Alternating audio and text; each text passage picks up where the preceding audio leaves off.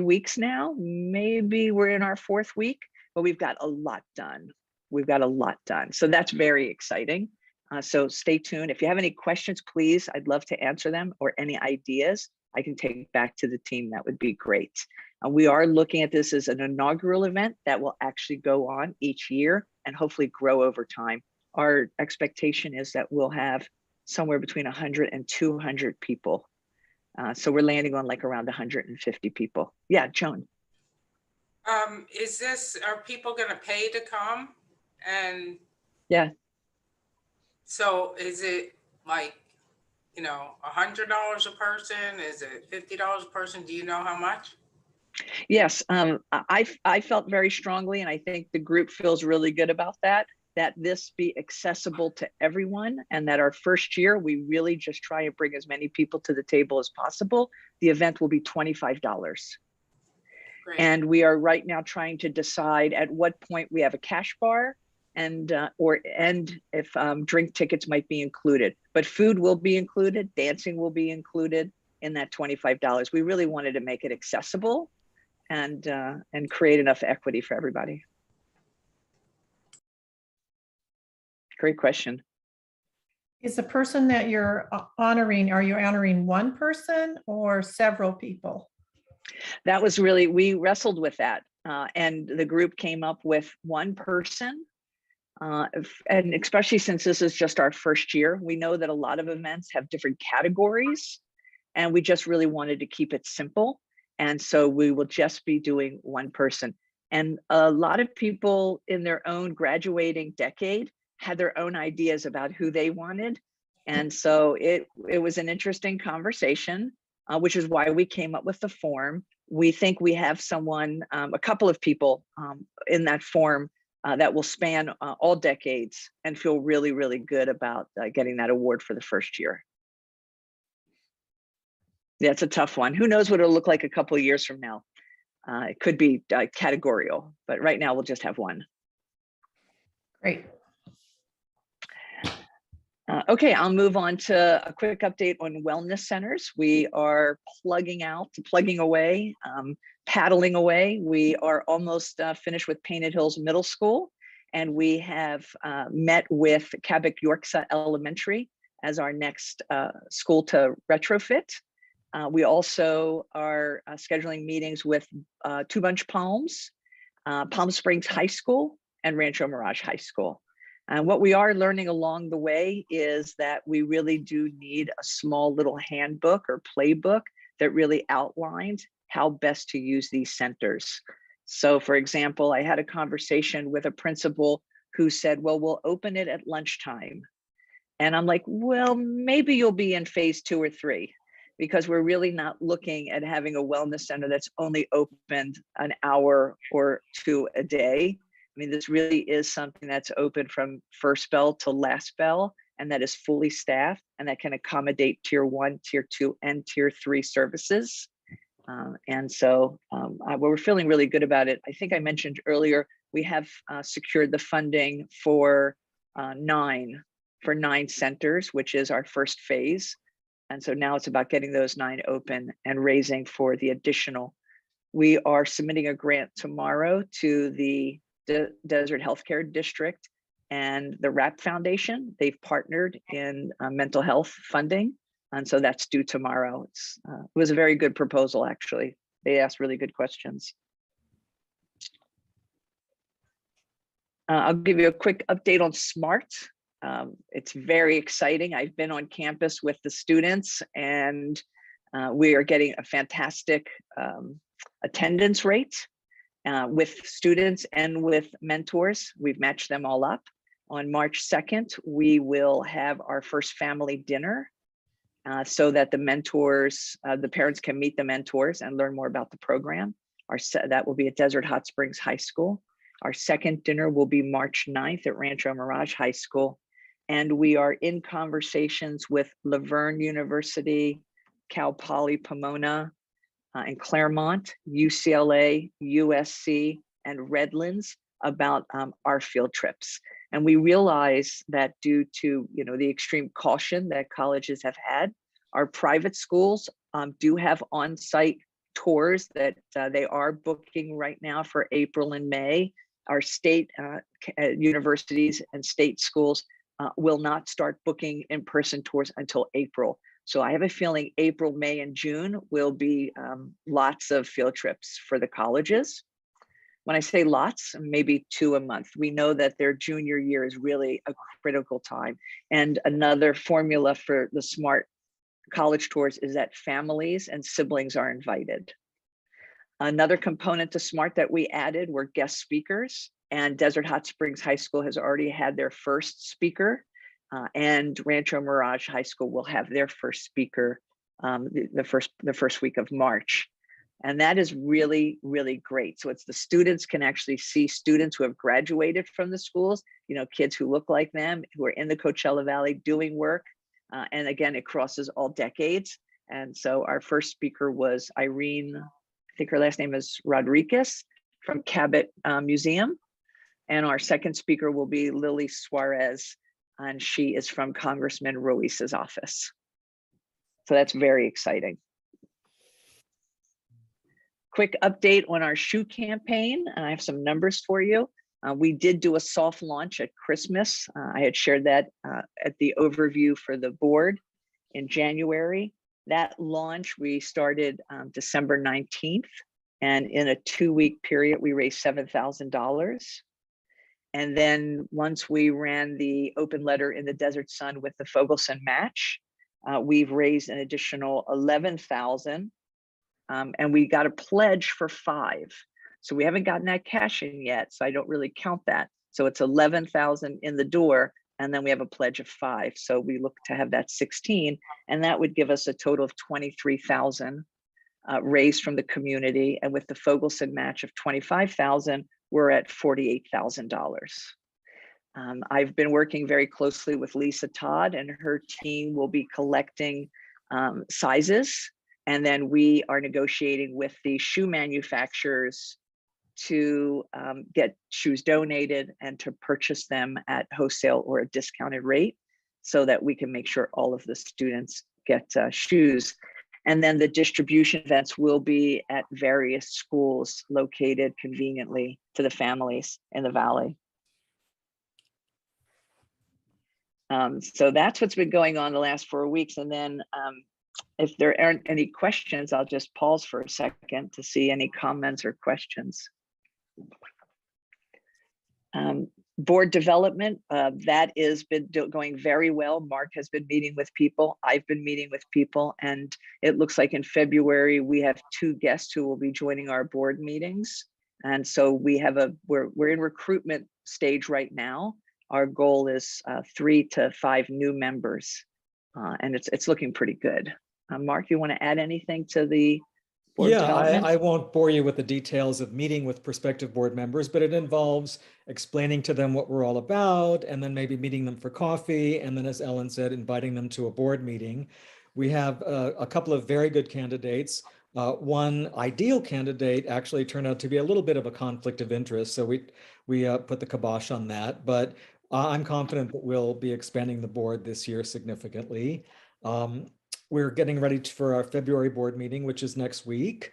We're having our executive committee meeting on Tuesday. We normally have it on Monday, but it's a holiday. And at our executive committee meetings, we normally have a guest from our board. And this month, it happens to be the esteemed Richard Clapp, who's going to join us. I just want to second Ellen's talk about the alumni. As I think I said last month, for any educational institution, the alumni are the primary source of revenue. And I think we're forging new ground here as a public school district because, you know, people tend to be loyal to a school, not to a district. And so we have that challenge that other, you know, maybe private schools don't have. But I think that this is going to break new ground on April 9th. And I'm very excited about developing an alumni list. I happen to have a next door neighbor, Eric Williams, who's a Palm Springs alumni from 1963. And he's like, count me in. So I think it's an untapped resource, especially from the 60s and 70s. We'll be getting those old timers in. Well said, yes. So Kathy, anything from your end?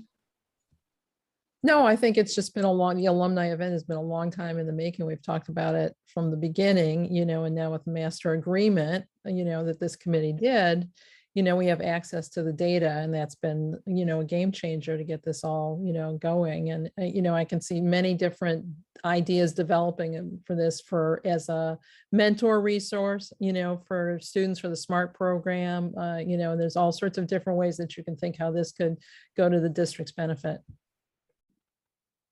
Thanks for pointing that out, Mark. Even though Ellen has mentioned it's a district alumni event, I always default to one high school Yes. when I yes. think about it. So thanks for pointing that out, because that's really important for everybody to understand. And then I just have a question on our wellness centers, because I forget. Who funds the staff in the wellness center?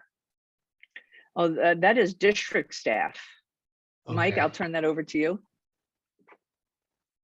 Yes, it's district staff, but right now it varies from school to school who's in there. So some schools have kind of cobbled together coverage throughout the day with a combination of counselors or prevention specialists, behavior intervention aides.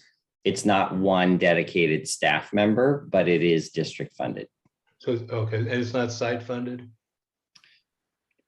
Well, that's an interesting question. There's probably a couple hours a day that end up being site funded. But again, it would vary from school to school. The reason I ask, I was curious that one principal said, well, we'll have it open at lunchtime only. I mean, if Right. the school has to fund it, I could see possibly that kind of mindset. But if it's the staff's being funded from the district, then it should be open all periods. Right. And John, I'll share, it's really it's a blessing in disguise in a sense. As much as we need it right now, one, there's just such a shortage of staff that not every school actually has the appropriate staff or the dedicated staff. And so the whole funding initiative is $675,000. And we've really broken that out over 3 years. One is just so that we can make our targets. And two, it gives schools time to actually get that staff in place. And so it's a perfect example of that school might be in phase 2. Once they know, if they really want a wellness center, then we get to introduce to them exactly what would be required, whether they kind of cobble it together using their site funds, district funds, but it gives them those many months to be able to get that in place so that we can then add them to it. And that's why we've created 3 phases. And some of it just is strictly a shortage of employees out in the marketplace. Even though they want it and the district has the money and the schools have the site money, we might not actually have the staff to be able to do it. And so, but they want to open it as quickly as possible with what they have. And we're trying to, introduce a different way of thinking so that it can be opened successfully and actually fulfill its purpose from day one. And I do believe that some of the people that are on staff or that the social workers who see it, those are also billable hours back to Medi-Cal. Yeah. Yeah. And I would just add, so just to kind of complement what Ellen said, we have to remember kind of the dynamic tension between the district and the foundation and how we're working together so well moving forward. But this is something where if we did have unlimited funding, we would encourage every school to open immediately. So I just want to be clear about that it's really it's a funding model that also, as Ellen said, helps because there's a manpower and ramp up effort. But certainly our dream would be that all of our students had access as soon as possible. And so we've kind of agreed to this 3-year rollout. But a big piece of that is funding. So if we had somebody step forward and say, I want to give $5 million to the Palm Springs Unified School District for mental health centers, we would get them open at every site as quickly as possible. Is that fair, Ellen? Right? Yes. Yeah. So just kind of put that out there into YouTube live streamed meeting land in case there's a donor out there. We would love to accept a multi-million-dollar donation and be able to serve all of our students with this great resource immediately. Yeah. And, the research that we've done in other districts, it's the same exact thing as what Mike had said. And what I've found, and we've got a couple of people doing the research, I guess, so I should say what we have found, some districts only have a few wellness centers. They're not on every single campus. Some of those wellness centers are relationships with the health providers in the community, whether it be the hospital or, you know, whoever their health provider is. And it is a combination of behavioral and mental health, but also community health. And so what we've seen, like, for example, in LA Unified Schools, they have wellness centers that are really medical centers.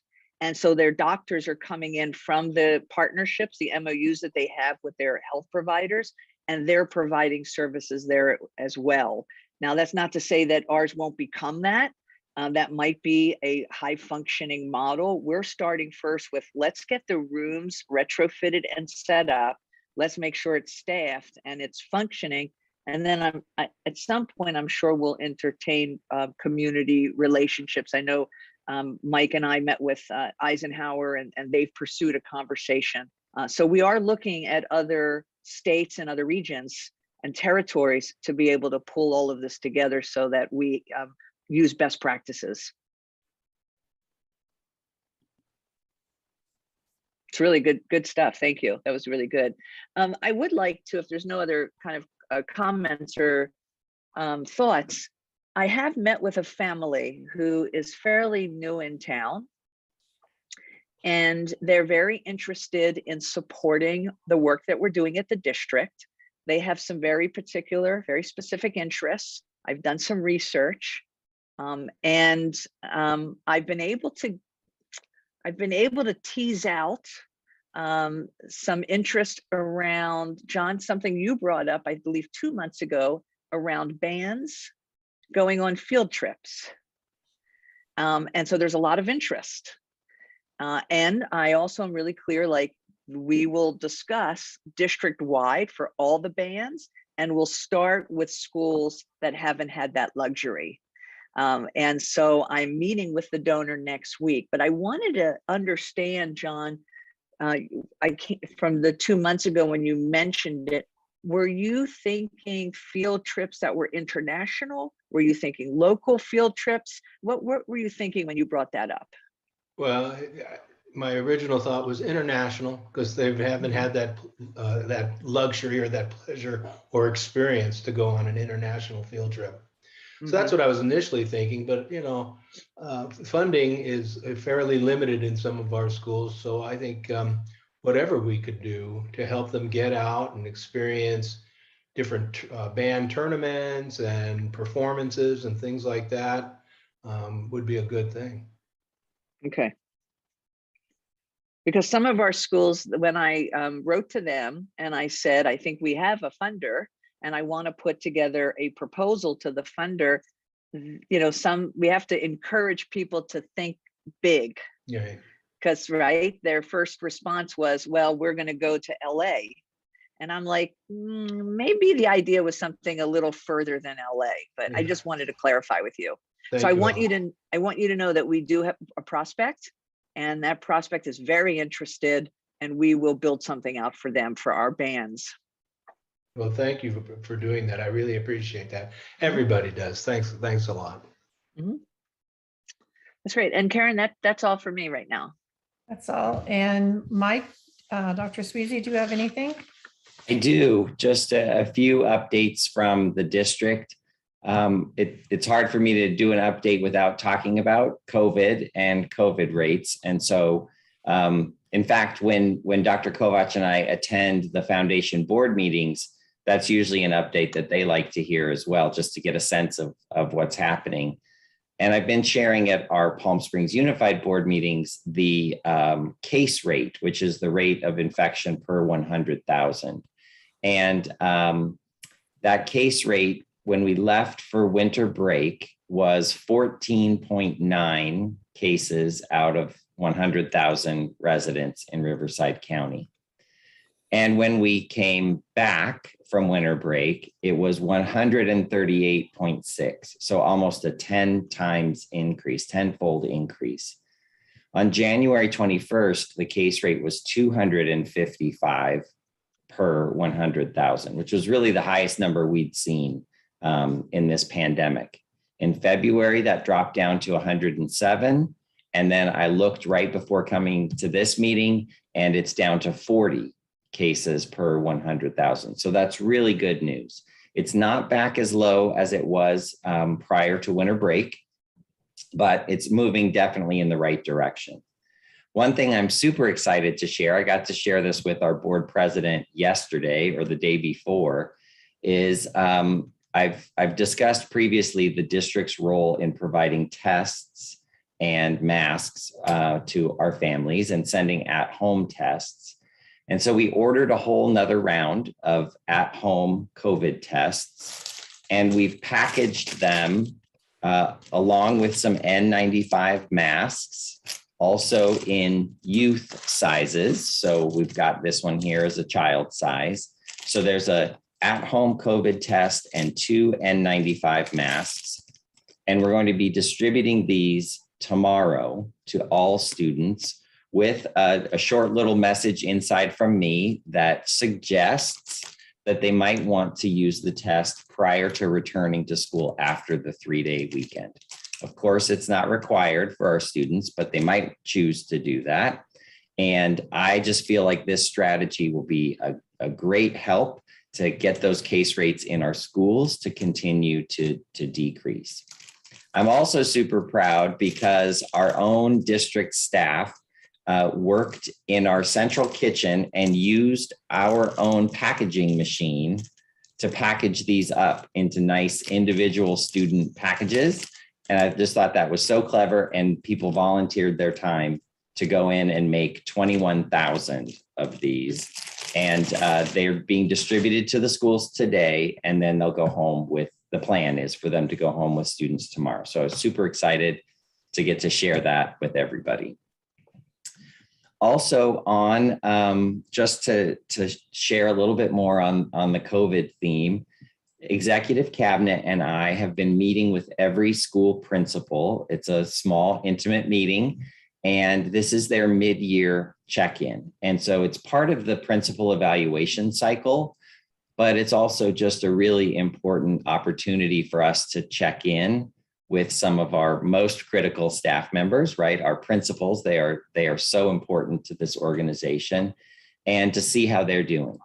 And we're getting lots of great reports from schools all across the district, but there's one trend that's a little bit concerning. And so I just want to share that here, especially for the foundation to start maybe brainstorming a way they could be supportive here.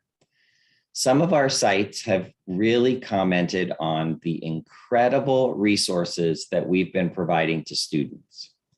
Extra counselors, mental health workers, wellness centers, at-home test kits, the list just goes on and on. But we're not necessarily providing that same level of support to our staff members. And so our staff, social, emotional health and wellness is just as critically important as our student health and wellness is.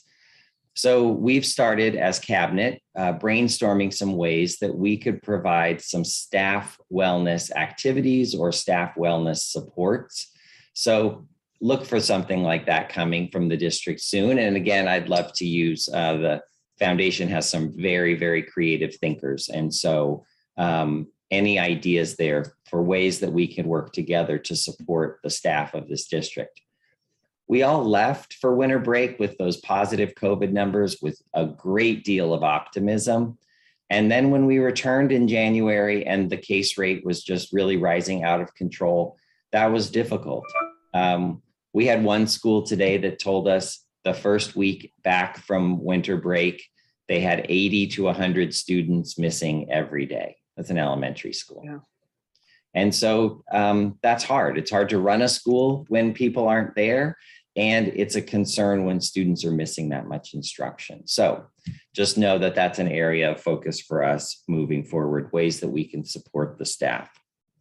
Another super exciting thing to share is Dr. Kovach and I attended a special meeting announcing that 24 of our district students will be going on a tour of historically Black colleges and universities on the East Coast. So this is one of those big field trips, Ellen, that you were talking about. Students had to apply with letters of recommendation and write essays. And we got to sit in the Zoom where these 24 students found out that, yes, they were going to go on this 1-week trip during spring break, so they won't miss any school. But it was a very rewarding 30-minute meeting.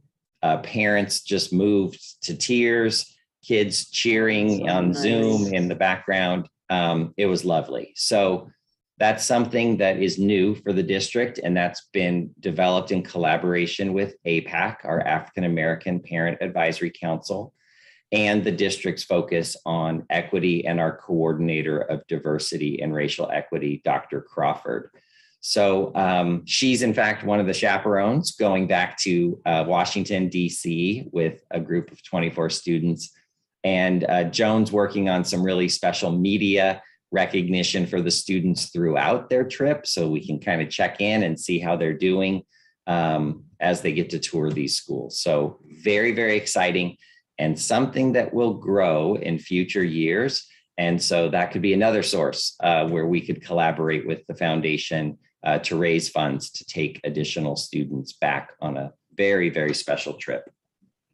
And then finally, at our board meeting coming up on Tuesday, the Palm Springs School Board will be voting on new trustee areas. So we're required to adjust our trustee areas based on the last census. And the board has been looking at 4 different scenarios, and we've worked very hard to get those out to the public and to solicit public input on those 4 scenarios.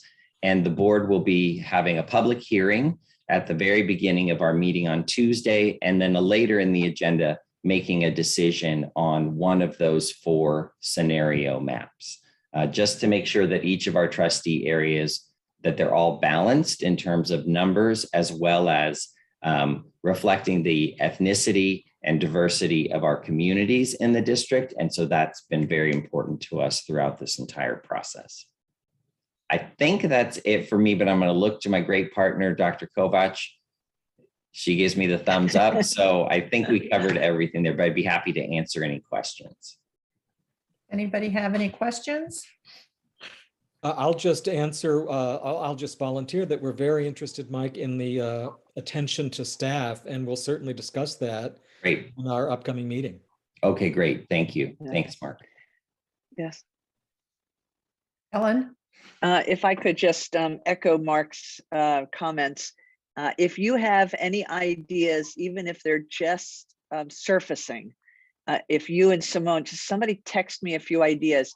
I will tell you that we do have somebody, and it's a very warm lead. I don't want it to get cold, that we could actually ask right away. And so if there are a few ideas just to jumpstart our discussion, we'll have that discussion on Thursday. But I think we would want to hear a little from school personnel, since our board, would only be coming with their own ideas, not really from school. But yes, we do have a warm lead out there. So feed us a few things. Yeah, we will. Wow, that's fantastic. Anybody else have any questions or any comments? Just one last comment. I just want to thank you guys on the foundation for your listening skills. You really hear us and you act on it. And on behalf of the board, we appreciate that very much. Thanks, Thank John. you, John. Did anybody want to just debrief, or were there any reflections from the presentation that we made in January or 1st of February, which was January, which was our mid-year report? Did any thoughts come out of that? No? Okay. No, I don't believe we didn't. Nobody really said anything, Ellen, to be honest. So. Okay, all goes well then. No news is good news. Right. Right. I just think it's important for you to come and to actually update the entire board, like is written into our agreement. So I do appreciate that. And I know the other board members did too. So it was nice to have an update to see what you're doing. I mean, it's nice that we get together and hear it all. And you're doing so many wonderful things, like John said, and really listening to what are the needs of not only the students in our district, but also the staff and community. So thank you for that. Thanks. Any other And you comments? know, and it's soon, at some point, we're gonna want to go through the MOU. Maybe we do that actually in person, and we invite any comments from the community to maybe come in public, or have a time where they could zoom in, or but there's a couple of things that we want to review, because this was really only our first year diving into that MOU, and we want to look at the dates, and we want to look at other things that we need to do. So Mike, I think we mentioned March or April, so that it can go to the foundation board with any updates and changes, and then to the school board, because we will have to redo this signatures and on the board agenda July 1st. Right. I do have one question. You have an audit coming up, and then you're going to presenting back to the board about financials at some future date. Yes, that is correct. That is correct. And we can put that date on the calendar as soon as possible, so we lock that in. And the way the MOU is written is they're quarterly reports, but if it's working that quarterly is great, the more we can get in front of everyone, the better. If mid-year is a better schedule for the board agendas, then we do mid-year, but that is something that we should talk about. But yes, we do have it. We have it on the MOU, Karen, but it's not scheduled yet. So as soon as I get that date, we'll have those audited numbers. Now, the audited numbers are for our last fiscal year, correct? Like our last school year. So we're being audited right now for the 2021. Okay. So all the numbers that we share in 21, 22 are unaudited numbers. But you'll share them. Oh, Does I'm your sorry. year end, is it on June 30th? Correct, same as the school. Okay. Any other questions? Comments? Okay, we'll go ahead on to, we have no more member comments, number 5. Okay, I hope you all had a chance to look over the subcommittee meeting minutes from January 13th. May I have a motion to approve those minutes? Motion to approve? I have a second. Second? Okay, all those in favor say aye. Aye. Aye. Motion passes. The setting of the next meeting is March 17th. We have any discussion about that? Nope. Okay, then just need to move on to adjournment. I have a motion to adjourn. Move. Second, can I have a second? Oh, okay, Kathy, thank you. All those in favor? Aye. Thank you all. Guess we're Bye, done. everyone. Thank you. Good meeting. Thank you. Thank you very much. Thanks, Ellen. Thank you.